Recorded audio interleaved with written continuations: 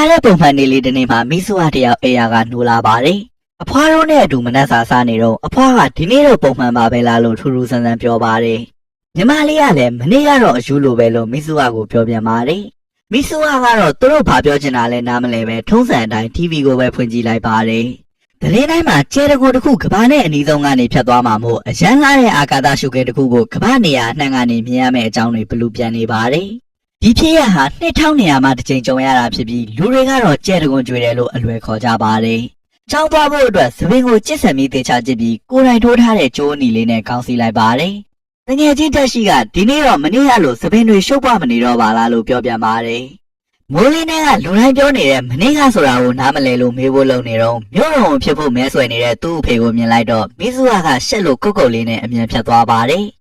သူကမြို့တော်ဝင်ရဲ့သမီးတက်ရှိကမြို့တော်ဝင်ကိုထောက်ခံနေတဲ့ကန်ထရိုက်တာရဲ့သားဖြစ်တာကြောင့်အတန်းမော်တွေကသူ့ကိုခနဲ့တယ်လို့ရွဲတယ်လို့တွေပြောပြီးလှောင်တက်ကြပါတယ်။မိစုကတော့ဘာမှမတုံ့ပြန်ပဲလမ်းဆက်လျှောက်နေတော့မြို့တော်ဝင်လောင်းကမိစုကိုခမမတ်လျှောက်ဖို့လှမ်းဆူလိုက်ပါတယ်။သမီးပေါ်တော်စီးစစ်လုံးတဲ့မြို့တော်ဝင်လောင်းကိုလူတွေကသဘောကျသွားပေမဲ့မိစုကတော့လူကြားတဲ့အဆူခံလိုက်ရလို့ရှက်သွားပါတယ်။ကျောင်းရောက်တော့မိစုရဲ့ဖလားစာအုပ်မှာတယောက်ကနေမသူလဲလို့ရေးထားတာကိုတွေ့လိုက်ရပါတယ်။ဘသူရေးထားပါလိမ့်လို့တွေးနေတော့ဆီယာမကနာမည်ခေါ်လို့မိစုမှတ်တရလိုက်ပါတယ်။ဆီယာမကဒီနေ့တော့ကိုယ့်နာမည်ကိုမှတ်မိသားပဲလို့ပြောတော့တခက်လုံးရှိကြပါတယ်။လူတိုင်းမနေ့ကကိစ္စကိုပဲပြောနေကြပေမဲ့မိစုကမနေ့ကဘာဖြစ်ခဲ့လဲဆိုတာဘာမှမမှတ်မိဖြစ်နေပါတယ်။သူတငယ်ချင်းဆာယာခန့်နဲ့တက်ရှိကိုမေးကြည့်တော့မနေ့ကကိုယ့်နာမည်ကိုရောလောကနံပါတ်တွေပါမေးနေတဲ့အပြင်သပင်စုပ်ဖွားနဲ့အကြောင်းကိုလာခဲ့တယ်လို့ပြန်ကြားလိုက်ရပါတယ်။အဲ့ဒီအကြောင်းတွေကိုမိစုကတခုမှမမှတ်မိတဲ့အပြင်ခုတလောသူကတခြားတစ်ယောက်ဖြစ်နေသလိုထူးဆန်းတဲ့အိမ်မက်တွေလည်းမှန်နေပါတယ်။အိမ်မက်ဖဲမှုတိတ်ထွေထွေထူးထူးစဉ်းစားမနေပဲညနေကြောင်စင်းတော့တက်ရှိကမိစုတို့နှစ်ယောက်ကိုအသစ်ဖွင့်ထားတဲ့ကော်ဖီဆိုင်လိုက်ပို့ပါတယ်။မိစု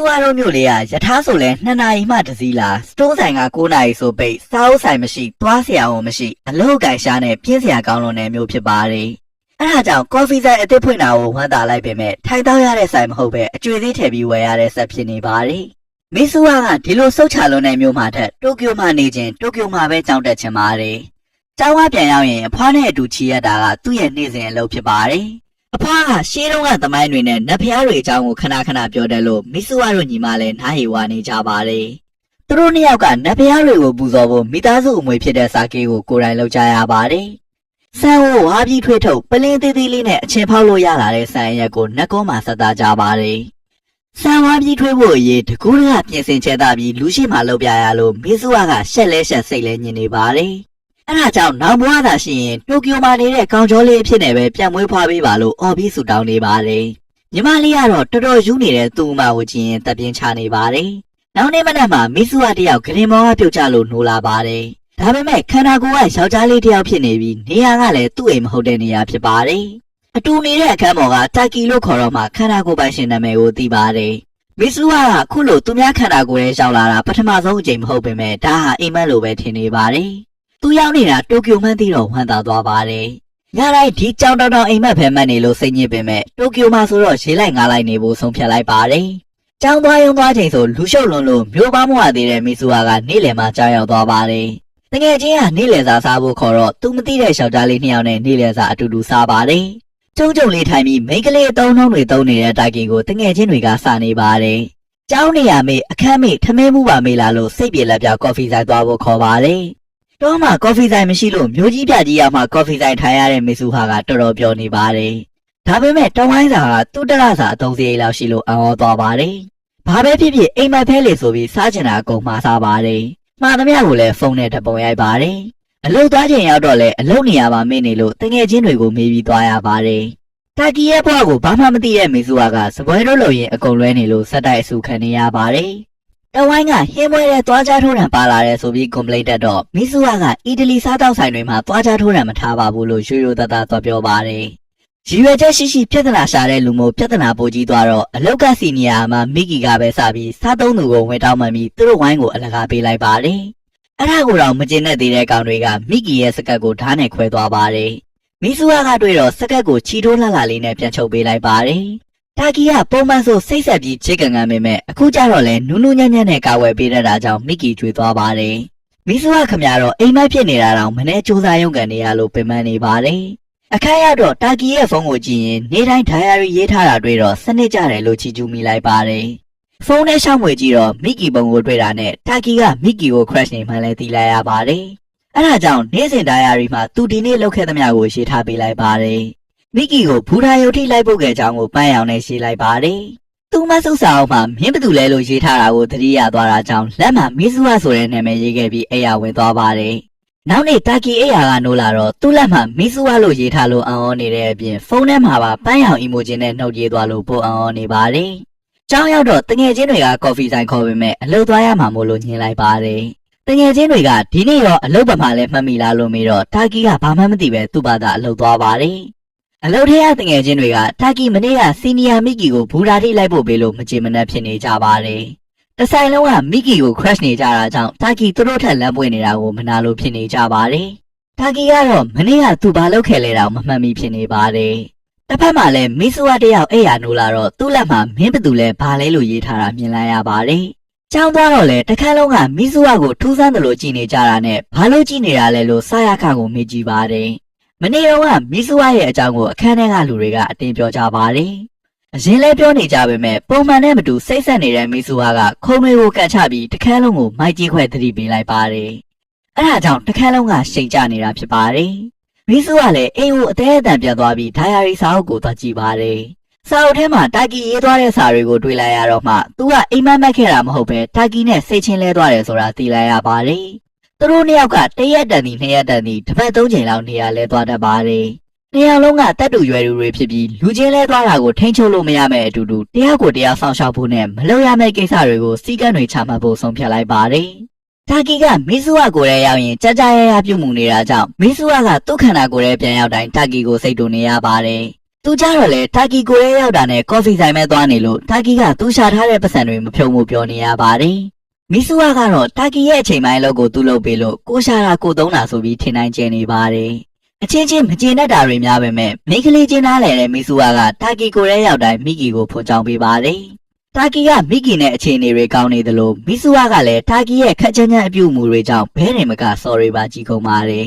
။တယောက်နဲ့တယောက်ဝင်မစော့ဖက်ဖို့စီကံချထားပေမဲ့အဖြစ်မရှိတဲ့သူတို့နှစ်ယောက်လုံးကလူပြောင်းမှပဲရီးစားစာပေးခံရတာ crush နဲ့အဆင်ပြေတာမို့မနာလိုလဲဖြစ်ကြေလဲကျနေနေပါတယ်။တရက်တာကီကမီဆူဝါကိုလည်းရောက်နေချင်းအဖွားကသူ့မြေးတွေကိုနှက်ကွန်းတစ်ခုစီခေါ်သွားပါတယ်။လွန်ခဲ့တဲ့2200ကကျဲတကွန်ကြွေခဲ့တဲ့နေရာရဲ့အလဲတက်တဲ့မှာမို့တာကီကအံ့ဩနေပါတယ်။လက်ကိုရဲ့ပတ်လည်မှာစမ်းချောင်းသေးသေးလေးရှိပြီးအဲ့ဒီစမ်းချောင်းကျော်ရဲ့တစ်ဖက်ကိုတေလွန်ပြီးတဲ့ဘဝလို့ခေါ်ကြောင်းအဖွားကရှင်းပြပါတယ်။အဲ့ဒီဘဝကပြန်လာခြင်းကိုယ့်ရဲ့တန်ဖိုးအရှိဆုံးအရာကိုနှက်ကုန်းမှာခြံခဲ့ရတယ်ဆိုတဲ့အယူရှိပါတယ်။မီဆူဝါတို့ညီမကကိုယ်တိုင်လှုပ်ထားတဲ့စာကေးကိုနှက်ကုန်းမှာပူဇော်ထားခဲ့ကြပါတယ်။သူတို့ပြန်တဲ့အချိန်ကညနေဆောင်ပြီမို့နေဝင်စည်းစာကရစ်သက်ရှူမောပဲကောင်းအောင်လှပနေပါတယ်။မီဆူဝါညီမလေးကညနေစည်းစာကိုကြည့်ရင်နောက်နေ့ကျဲတကွန်ကြွေတော့မယ်အကြောင်းပြောပါတယ်။ကျဲတကွန်ကြွေမယ်ဆိုတာသတင်းမှလာလုံးလို့တနိုင်ငံလုံးသိပေမဲ့တာကီကတော့မသိလို့အဖွားကအိမ်မက်မက်နေတာလားမီဆူဝါလို့မေးပါတယ်။အဲ့ဒီအချိန်မှာတာကီရဲ့ယာကနိုးလာပြီးဘာလို့မှမသိမျက်ရည်တွေကျနေပါတယ်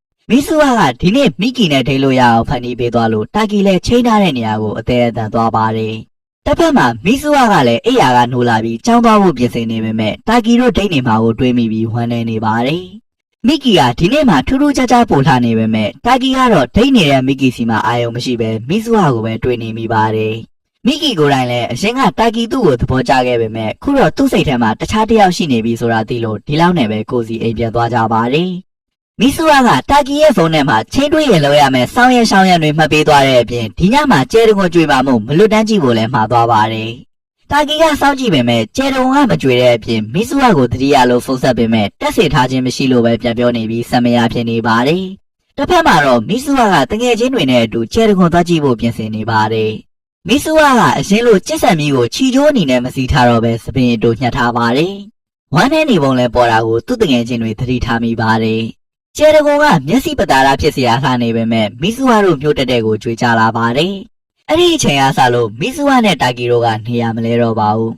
။တာကီကမီဆူဝါဖြစ်နေတော့မှသူနေခဲ့တဲ့နေရာကိုပုံတွေအသေးစိတ်ဆွဲနေလေးရှိပါတယ်။သူမှမိသမျှပုံတွေအားလုံးဆွဲပြီးတော့မီဆူဝါကိုရှာဖို့တယောက်တည်းထွက်လာပါတယ်။တာကီတယောက်တည်းအသေးခွဲပြီးရှောက်သွားနေတာကိုသူ့တကယ်ချင်းနဲ့မီကီတို့တီတော့စိတ်မချလို့လိုက်လာပါတယ်။မီကီကတာကီကိုသဘောကျတာထက်တာကီရဲ့စိတ်ဓာတ်လေးကိုသဘောကျတာမို့သူရှာနေတဲ့ကောင်မလေးကိုအရန်ရှာတွေ့စေခြင်းလို့ကူရှာပေးပါတယ် တာကီကခြေဦးတက်ရသွားရင်သူဆွဲထားတဲ့ပုံတွေပြပြီးမြို့နာမည်ကိုလိုက်မေးပေမဲ့ဘယ်သူမှမသိကြတာကြောင့်လမ်းဆုံးနေပါတယ်။ခောက်ဆွဲဆိုင်တစ်ဆိုင်မှာခဏနာကြတော့တိုက်ဆိုင်သွားပဲအဲ့ဒီခောက်ဆွဲဆိုင်ပိုင်ရှင်ကမီဆူဝနေတဲ့မြို့အီတိုမိုရီကဖြစ်နေပါတယ်။အီတိုမိုရီဆိုတာလွန်ခဲ့တဲ့3နှစ်ကကျဲတကွန်ကြွေကြလို့ဘာမှမကြံအောင်ပျက်စီးသွားတဲ့မြို့ဖြစ်ပါတယ်။အဲ့ဒါကြောင့်တာကီအမှတ်မှားတာနေမှာပါလို့တငယ်ချင်းကပြောပေမဲ့တာကီကတော့ကစားကွင်းတောင်တန်းတွေနဲ့စာတင်ကျောင်းကအစအကုန်မှတ်မိလို့သူနေခဲ့ဘူးတဲ့မျိုးဆိုတာသိကြပါတယ်တကယ်တော့နက်ကွန်းရှိတဲ့နေရာရောအီတိုမိုရီကန်ကြီးရောဂျန်ဟွမ်းတွေဖြစ်နေတာက2200ကြာတိုင်းဒီချိန်ကြွေကြနေတဲ့ဥက္ကာခဲတွေကြောင့်ဖြစ်ပါတယ်အဲ့ဒါကြောင့်လက်ရှိမှာအီတိုမိုရီကန်အပြင်မြို့နေရာကလည်းကန်အသေးကြီးဖြစ်နေပါတယ်တာကီကသူမနေ့ကရေးခဲ့တဲ့နှုတ်တွေကိုပြန်ကြည့်တော့သူမျက်စိရှိမှတင်ဖုန်းထဲကနေအကုန်ပြတ်သွားပါတယ်တာကီခမဘာမှမလုပ်နိုင်ပဲကြည့်နေုံပဲတန်နိုင်ပါတယ်ဒါပေမဲ့လုံးဝလက်လျှော့မှာမဟုတ်ပဲမြို့နယ်ပတ်သက်တာတွေကိုရှာဖို့စာကြည့်လိုက်ကိုသွားပါတယ်လွန်ခဲ့တဲ့3နှစ်တုန်းကကျဲတကွန်ကျွေးခဲ့ပြီးကျဲတကွန်ထဲကအကြီးဆုံးကျဲကမမျှော်လင့်မဲ့ဥက္ကာခဲအကြီးကြီးဖြစ်နေခဲ့ပါတယ်ဥက္ကာခဲကအီတိုမိုရီမြို့ပေါ်ကိုည8 နာရီဝန်းကျင်မှာကျွေးကြခဲ့ပါတယ်ပွဲတော်နေရာကိုတဲ့တဲ့ပြုတ်ကျခဲ့တဲ့အတွက်လူအတော်များများတည်ခဲ့ပြီးတေဆုံးသူစင်းရင်ကိုကြည့်ကြည့်တော့တာကီတီးတဲ့တက်ရှိနဲ့ဆာယာခအပြင်မီဆူကလည်းပါနေပါတယ်သူစီလွန်ခဲ့တဲ့2ပတ်လောက်ကမှစာပို့နေခဲ့တဲ့မီဆူကလွန်ခဲ့တဲ့3နှစ်ထဲကတည်ပြီးသားလူတစ်ယောက်ဖြစ်နေပါတယ်သူ့ကိုယ်သူဘာတွေလုပ်နေမိတာလဲအိမ်မများမှတ်နေတာလားဆိုတဲ့မိကွန်းတွေပဲခေါင်းထဲမှာပဲ့တင်ထန်နေပါတယ်မီကီကသူ့ကိုအားပေးရင်လက်မချီထားတဲ့ဂျိုးအနီလေးကိုတွေ့တော့အထူးတဆန်းမို့ဘာဂျိုးလဲလို့မေးကြည့်ပါတယ်တာကီကိုတရားရောက်ကဒီဂျိုးပေးသွားလို့အမြဲသိထားပေမဲ့ဘသူပေးတာလဲတော့သူတော်မေးနေပါတယ်တညလုံးအီတိုမိုရီနဲ့ပတ်သက်တာတွေပဲစူးစမ်းရှာနေပြီးနောက်နေ့မှာတော့တယောက်တည်းအီတိုမိုရီကိုထပ်သွားပါတယ်တငယ်ချင်းတယောက်ကိုတော့သူ့အတွက်နဲ့ဒုက္ခမခံစေချင်လို့တိုကျိုကိုပြန်ခိုင်းလိုက်ပါတယ်မီဆူကအဖွားနဲ့အတူတူသွားခဲ့တဲ့နှကွန်းစီကိုပါရှောက်လာတော့သူကြုံတွေ့ခဲ့ရတာတွေကအိမ်မမဟုတ်ဘူးဆိုတာသိချသွားပါတယ်နှကွန်းနဲ့ရောက်တော့မီဆူတို့ညီမရဲ့စာကေကခုချိန်ထိရှိနေပါတယ်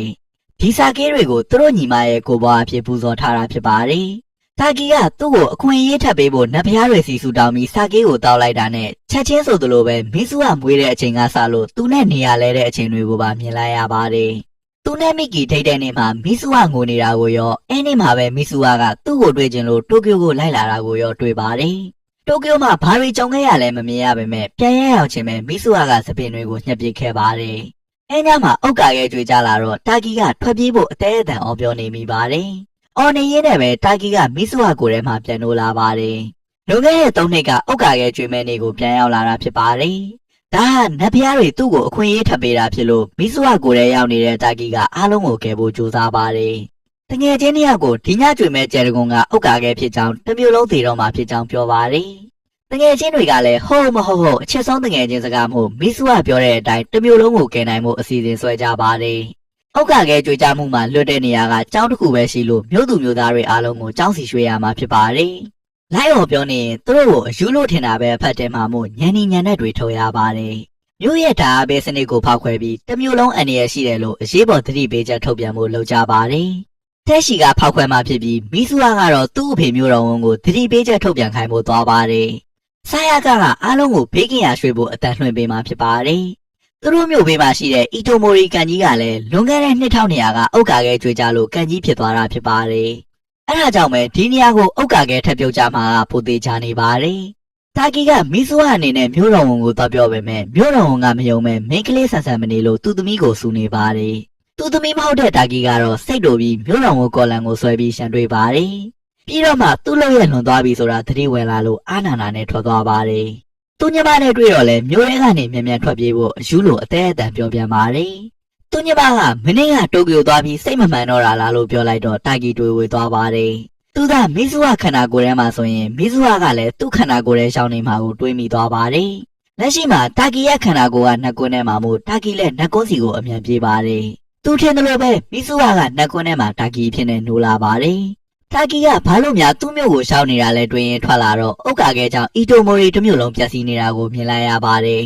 ်တိုကျိုကပြန်လာတဲ့ညမှာပဲတစ်မျိုးလုံးနဲ့အတူသူတည်သွားခဲ့တာကိုလည်းပြန်သတိရသွားပါတယ်မီဆူကတာကီကိုသဘောကျနေတာကြောင့်အဲ့ဒီနေ့မှာတာကီကိုတွေ့ဖို့တိုကျိုထိလိုက်လာပါတယ်ဒါပေမဲ့ဖုန်းဆက်လို့မရတဲ့အပြင်ဘာမှရှာတာကီကိုမတွေ့တာကြောင့်အိမ်ပြန်ဖို့လုပ်နေချိန်ရထားပေါ်မှာတာကီကိုတွေ့လိုက်ရပါတယ်အနားကိုကတ်သွားပြီးတာကီလို့ခေါ်လိုက်ပေမဲ့တာကီကသူ့ကိုမသိပါဘူးတာကီအတွက်လွန်ခဲ့တဲ့3နှစ်ကအချိန်ဖြစ်တာကြောင့်ခန္ဓာကိုယ်လဲရတွေမဖြစ်သေးပဲမီဆူဆိုတာကိုမသိသေးတဲ့ကလေးရွယ်ဖြစ်နေပါတယ် အဲ့ဒါကြောင့်လက်လျှော့ပြီးထွက်သွားချိန်မှာပဲတာကီကတခုခုကိုခန်းစားလိုက်ရလို့သူ့နာမည်ကိုလှမ်းမေးပါတယ်။မိစုကလည်းဝမ်းနဲ့ဝမ်းသာနဲ့သူ့နာမည်ကမိစုလို့ပြောပြီးသူ့ကိုအမှတ်ရနေစေဖို့ခေါင်းစည်းကြိုးအနီလေးကိုပေးခဲ့ပါတယ်။လက်ရှိကာလကတာကီကသူ့လက်ကကြိုးအနီလေးရဲ့စင်မြစ်ကိုခုမှပဲပြန်မှတ်မိပါတယ်။တာကီနကောနာကိုရှောက်သွားတော့မိစုကိုခေါ်ကြည့်ပါတယ်။တာကီခန္ဓာကိုယ်ရဲ့မိစုကလည်းခေါ်တန်ကြားလို့သူ့ကိုပြန်ခေါ်ပါတယ်။အီတိုမိုရီကမောင်ပေါ်မှာနှစ်ယောက်သားပြေးလွှမ်းရင်အတန်ကြားရာကိုလိုက်ရှာပေမဲ့သူတို့ကြားမှာ3နှစ်ဆိုတဲ့အချိန်ကွာဟမှုကြီးရှိနေပါတယ်။ဒါတော့မှအချင်းချင်းဖြတ်သွားချိန်မှာတယောက်ရဲ့တည်ရှိမှုကိုတယောက်ခံစားမိလိုက်လို့မမြင်ရပေမဲ့ရှိမှန်းသိနေကြပါတယ်။ဒါပေမဲ့လည်းတာကီရဲ့ကြိုးစားအထောက်မှုကြောင့်နတ်ဖျားတွေကသူတို့နှစ်ယောက်နောက်တစ်ချိန်ပြန်ဆုံနိုင်မဲ့အခွင့်အရေးလေးပေးထားပါတယ်။တာကီရောမိစုဟာရောခန္ဓာကိုယ်အမှန်နဲ့ပြန်ရောက်ပြီးအချင်းချင်းတွေ့သွားကြပါတယ်။တာကီက3နှစ်လုံးလုံးသူသိမ်းထားတဲ့ကြိုးနီလေးကိုပြန်ပေးပါတယ်။တိတ်မကြခင်ဥက္ကာခဲကျွေးမှဖြစ်လို့တစ်မျိုးလုံးကိုကဲဖို့လဲမိစုဟာကိုမှားပါတယ်။သူတို့နိုးလာခင်တယောက်နဲ့တယောက်မမေ့သွားအောင်လက်မှာနာမည်တွေရေးခဲ့ကြမယ်လို့ပြောပြီးတာကီကမိစုဟာလက်မှာနာမည်ရေးပေးလိုက်ပါတယ်။မိစုဟာကလည်းသူ့နာမည်ကိုရေးပေးဖို့အလုံးမှာပဲသူ့အချိန်သူပြန်ရောက်သွားပါတယ်။တာကီကမိစုဟာနာမည်ကိုမမေ့အောင်ပါဇက်ကတဖွားဖွားခေါ်နေရင်းနဲ့ပဲနာမည်ကိုမေ့သွားပါတယ်။ဒီကိုဘာလာလုပ်လဲဆိုတာကိုတော့မေ့သွားပါတယ်။သူ့အတွက်အရေးကြီးပြီးမေးလို့မဖြစ်တဲ့သူဆိုတဲ့လူတစ်ယောက်ရှိနေတယ်ဆိုတာကလွှဲရင်အားလုံးကိုမေ့သွားပါတယ်။တစ်ဖက်မှာမိစုကလည်းသူ့မျိုးကိုကဲဖို့အပြေးအလွှာသွားနေပါတယ်။တက်ရှိကတစ်မျိုးလုံးကိုမိပေးတဲ့ဓာတ်ပိစက်တွေအကုန်လုံးကိုဖောက်ခွဲလိုက်တာကြောင့်တစ်မျိုးလုံးမိပြတ်သွားပါတယ်။စာရခကလည်းဖောက်ခွဲမှုရဲ့နောက်ဆက်တွဲအနေနဲ့တော်မီလောင်နိုင်လို့အားလုံးဘေးလွတ်ရာဒေသဖြစ်တဲ့ကျောင်းစီကိုရွှေ့ပြောင်းကြဖို့ကျောင်းအတန်တွင်ဌာနကနေကြေညာပါတယ်။ဒါပေမဲ့မြို့တော်ဝန်ကဒါဟာမဟုတ်မှန်တဲ့ဆိုပြီးကိုယ့်အိမ်မှာပဲကိုနေကြဖို့ပြန်ကြေညာလိုက်လို့အားလုံးစိတ်အေးလက်အေးပြန်ဖြစ်ကုန်ပါတယ်။မိစုဝါနဲ့ထိုက်ရှိတို့ကလမ်းပေါ်မှာလိုက်အော်နေပေမဲ့ဘသူမှမယုံလို့ဘဲမှမပြေးကြတာကြောင့်စိတ်ညစ်လာပါတယ်။မိစုဝါကကျဲတကုံအကြောင်းပြောပြဖို့သူ့အဖေစီအပြေးသွားရင်တာကီရဲ့နာမည်ကိုမေ့သွားလို့ငိုနေပါတယ်။လက်မရေးထားတဲ့နာမည်ကလည်းနာမည်အစားချစ်တယ်လို့ဖြစ်နေပါတယ်။သူလည်းပဲသူ့အတွက်အရေးကြီးပြီးမေးလို့မဖြစ်တဲ့လူတစ်ယောက်ရှိနေတယ်ဆိုတာကလွဲရင်အားလုံးကိုမေ့သွားပါတယ်။ဒါပေမဲ့တစ်မျိုးလုံးကိုကဲရအောင်မှမို့သူ့အဖေစီလာပြီးတစ်မျိုးလုံးကြောင်းစီပြအောင်ကြီးညာဖို့ရှောက်အောင်နားချပါတယ်။မြို့တော်ဝန်ကလည်းဒီတစ်ခါမှတော့သမီးရဲ့စကားကိုအကျွမ်းမဲ့ရှုံကြည့်ပေးလိုက်ပါတယ်။ဥက္ကာခဲကဆိုက်ဆိုက်မြက်မြက်မြို့တက်တဲ့ကိုကြာလာပြီးတစ်မျိုးလုံးကခြိုင်ဝှမ်းကြီးဖြစ်သွားပါတယ်။နောက်နေ့မနက်မှာတော့တာကီကအီတိုမိုရီကံပေါင်ပေါ်မှာနှိုးလာပါတယ်။သူဒီမှာဘာလုပ်နေကြလဲဆိုတာတော့မမှန်မိဖြစ်နေပါတယ်။အဲ့လိုနဲ့9နှစ်ကြာသွားတဲ့အချိန်ထိတာကီကရင်ဘတ်ထဲမှာကွက်လက်ကြီးတစ်ခုနဲ့ရှင်သန်နေရပါတယ်။ဘာကြောင့်လဲမသိပဲအဲ့ရကနိုးတိုင်းငိုမိနေသလိုဘသူ့ကိုမှမသိပဲလွှမ်းနေမိပါတယ်။သူမင်းမရတဲ့တစုံတစ်ယောက်ကဘယ်သူပဲဝါဆိုတာသူမင်းနေပါတယ်။ခုချိန်ထိအဲ့ဒီတစုံတစ်ယောက်ကိုရှာဖွေနေတော့ဖြစ်ပါတယ်။တရက်မှာတော့ယထာစီရင်စက်ကျင်ဘက်ယထာပေါ်မှာစပေကိုကျိုးအနေနဲ့စီထားတဲ့မိန်းကလေးကိုတွေ့လိုက်ရတော့အရန်ရင်းနှီးတဲ့ခန်းစားချက်မိဘွားလေးတစ်ခုကိုပြန်ခန်းစားမိလိုက်ပါတယ်။မိန်းကလေးကလည်းသူ့လိုပဲတထက်ထဲခန်းစားနေရတာမို့9နှစ်လုံးလုံးဘသူမှမသိတဲ့တစုံတစ်ယောက်ကိုလိုက်ရှာနေခဲ့တာဖြစ်ပါတယ်။နှစ်ယောက်လုံးအနီးဆုံးပူတာရောက်တာနဲ့ပြေးဆင်းပြီးအချင်းချင်းကိုရှာဖို့နောက်ကျောင်းပြန်ပြေးလာကြပါတယ်။လမ်းခုလက်လေကားတစ်ခုမှတယောက်ကအစင်တယောက်ကအတက်နဲ့ပြန်ဆုံတော့လေနှစ်ယောက်လုံးကသစိမ်းတွေမို့အချင်းချင်းမခေါ်ရဲဖြစ်နေကြပြန်ပါတယ်။ဒါပေမဲ့ခန်းစားချက်တွေကတိုက်တွန်းလို့တော့တာကီကကျွန်တော်တို့တနေရာမှာတွေ့ဘူးကြလားလို့အရင်ဆုံးပြီးလှမ်းမေးလိုက်ပါတယ်။မိစုဝါကလည်းဝမ်းသာအားရနဲ့သူလည်းတွေ့ဘူးတယ်ထင်တယ်လို့ပြန်ဖြေလိုက်ပါတယ်။နှစ်ယောက်လုံးရဲ့ဝမ်းနဲ့မျက်ရည်တွေကချက်ချင်းဆိုသလိုပဲအပြုံးတွေကြောင့်ဝမ်းသာမျက်ရည်တွေအဖြစ်ပြောင်းသွားပါတယ်။အဲ့ဒီအခိုက်အတန့်မှာပဲသူတို့ဘဝရဲ့အသိကျင်ဆုံးမိကွန်းတစ်ခုကိုအချင်းချင်းတန်မြိုင်မိလိုက်မိပါတယ်။အဲ့ဒီမိကွန်းကတော့君の名前は